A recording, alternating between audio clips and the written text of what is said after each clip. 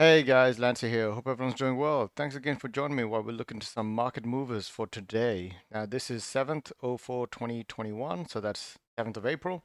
I just wanted to go through this because a lot of these cards that I'm going to point out from today are moving mostly because of Strixhaven, and they're not moving a small amount. I mentioned this before, but they are moving enough to completely outweigh the top losers of any of these. So I'll start with the first standard cards. Now, one of the big ones is a Triome that's moving. Now, this is the only one that's come up on this list, but I'm 100% sure if this one's going to come up and move up to $15, that I'd be surprised if others don't as well. Now, these Triomes are good. I know they come to play tapped, but they have cycling and they have Swamp Forest and Island. They are really powerful. And because of that, this move probably going to move all the other Triomes as well. Lurus is still moving up by a large amount, 8% in just a day. All of the top losers, sadly, are skewing the numbers. They're pretty much from Strixhaven, so at least for the standard set, the Strixhaven drops are all going to be, and they're going to pick up all the spots. None of these cards are out yet. Rin and Suri Inseparable is now back up to 8%, and Mila Crafty Companion is also moving up by 11%, and the Ozolith is moving up by 13%. Now, +1/+1 counters in general. That's the reason why the Ozolith is going to move up, and unless they're reprinted, I can't see that card coming back down anytime soon. It's a powerful card. Now, the next one I wanted to cover before I move on to the reserve list cards is Modern. Now, Fable of Wolf and Owl. What the hell? This card has moved up by 486% in the last week. I have two copies of this card. I don't think it's the best card in the game. It's not that impressive. I understand that it's from a set that probably didn't get printed very often. What is it from E? That from, but it's a bit of a problem when a card like this starts moving up. And look, from Bloom Tender, moving up by 18%. So there's a chance that they might be moving up just because the box itself is moving up. But I'm not too sure. This feels like a good time to sell into this card if you don't have it. I mean, sorry, if you have it. I just don't think I see myself using this very much. So I'm planning to, or maybe even get rid of the I have, unless I feel like around. But this is normal. 486% in 1 week. Pretty crazy. And the next couple that are moving up as well is Innistrad Liliana, but the other Liliana from Modern Horizon or whatever. Uh, that is that from Modern Masters 2017 is falling, but not by much. Cedrus, the Trader's King, is falling by 11%. Nissa Ravine is falling down by 10%. But like I said, these moves on the top losers are tiny compared to the moves from the weak gains from the top winners. Like Elish Norn moving up by 30% to $33. Belkan Ori moving up by $60. Hex Drinker moving up by 46% to $40.99. These are some crazy moves. I can't see a complete pattern yet, but there has to be, other than Commander, most likely getting pushed from Strict. And now, Scarab God is one I haven't seen in a while, but let's go down to the weekly gains. Omniscience. I'm pretty sure I covered all of these. There's nothing really unusual about this. Um, yeah, there's no crazy drops. Rankle is dropping, but that's going to rotate out of standard. And vintage is a lot of messy by the looks of it. There's a lot of cards moving up by 1,000 or 2,000, but that's really hard to tell. What I wanted to cover was the Underground Sea, Tropical Island, and Plateau Bayou. All of these are unlimited lands. Now, I'm pretty sure I mentioned at some point that unlimited lands didn't feel like they were moving as fast as a revised edition. And now it feels like they are. Now it feels like they've either caught up or they're going to overshoot and then come back down, or things are going to be a bit less stagnant with unlimited lands. You can see these spikes. They don't come back completely to where they were before, so it might sit at 3,000 now for Underground Sea. But February it was 1,000. Now it's sitting at 3,000. That's crazy. That's 200% plus gains. I can't even do the maths anymore. That's yeah, that's a huge change. The TCG market price is still available. I'm going to quickly check that, but I feel like a lot of these cards are going to be bought out. Heavily played for $1,000, 1,595. Now, if I remember correctly, I made a video and I was looking at a Tundra at Unlimited for Tundra Magic the Gathering. I just want to quickly have a look at this Tundra, or was it Tiger? Sorry,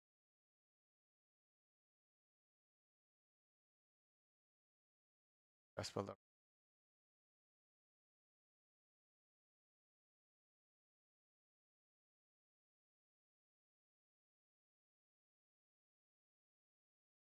Good. Well, I mean, those prices are not bad. Heavily played, buy with confidence. I thought I saw a medium played, but maybe this was the one I saw before. Heavily played Tiger for $700. I had to go back and check that original video, but this okay, that's in that in worse condition than the one I saw before. It does feel like it's going up in price.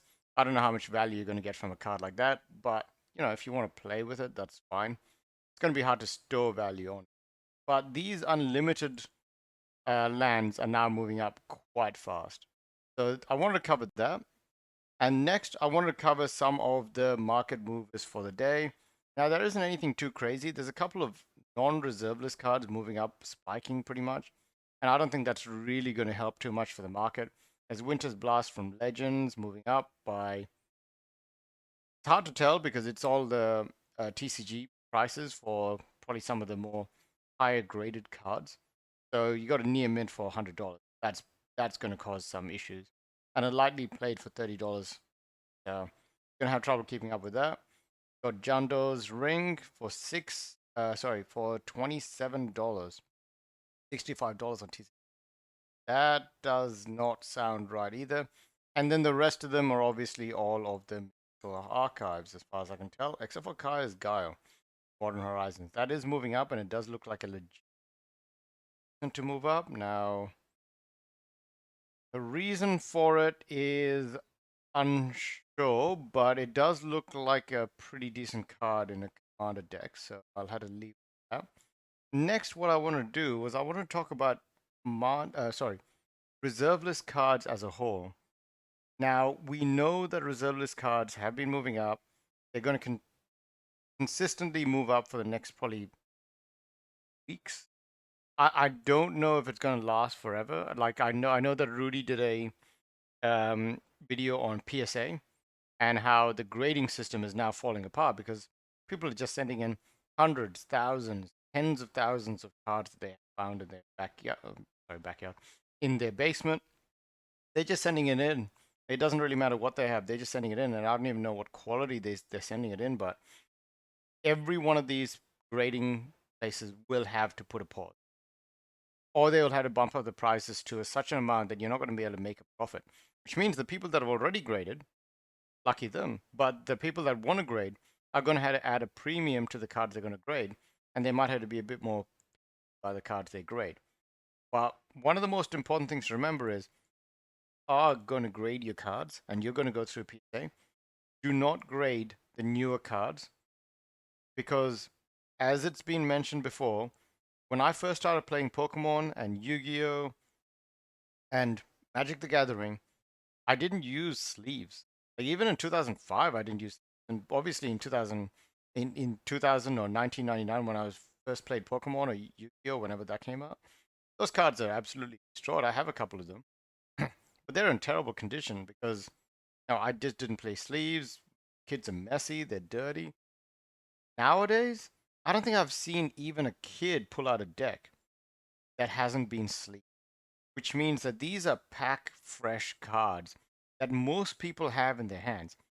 You're going to grade anything should be older than you can remember when sleeves.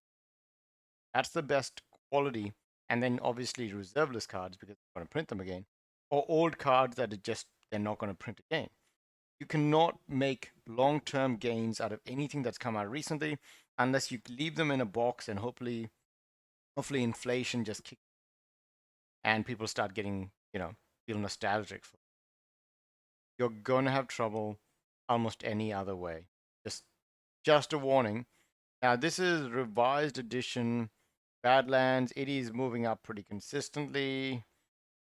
Really, really sad to see, but ever since July 20th, actually, even then, I got in around about July. But ever since, what's the May 18th, it's been moving up, and now it's sitting at almost, what is that, double the price, almost double the price that it was, and that's not even the biggest gains. So you're gonna have trouble finding more of this. And here's another crazy one. Look at this, unlimited, $238 for an unlimited Badlands, moving up to $643, and I'll be surprised if that even. Okay, you can get a heavily played for 559, but that's the only one that's available. But I'm going to leave it at that, guys. I know that this is a quick video. I know that this is probably just a boring daily update. But what I want to just let you know is with the PSA system breaking down, on top of the reserve list cards that are probably stuck in queue, which is going to cause some issues there because I don't know when they're going to be returned. It's just people doing these, I'm pretty sure. Like they probably have a system, but they can't just return it because you're in a waiting list. You've already paid for the service. So they're going to just have to get through all of these thousands, tens, hundreds of thousands of cards, as Rudy was saying. So between all of that, I think you wanted to get any card graded, don't get new cards graded. Maybe the ones that are really rare, like Jewel Lotus or whatever the new Lotus card is. Maybe you can get one of the fancy ones graded, boxed up because those are rare. But it's just that no one nowadays plays without sleeves. There's no attrition. There's no loss. People don't forget their Bitcoin wallet passwords. They don't, they don't play with a foil Charizard and like, lick their fingers and touch their friend's card or something like that. They don't play it on the ground. So a lot of these cards that people have nowadays, they're just in mint condition. If they eat, and plus if they put them into a commander deck, that's it. It's like a little sealed off box. Sometimes it gets used maybe once every 4 months, depending on how many commander decks you have. So yeah, just be careful with the new market. There's a lot of people obviously doing this stuff. The PSA breaking down is a good wake up call to how much this is pushed. So we'll have to see how it all goes. And yeah, just careful what's going on out there. No worries, guys. Anyways, take care and have a good one.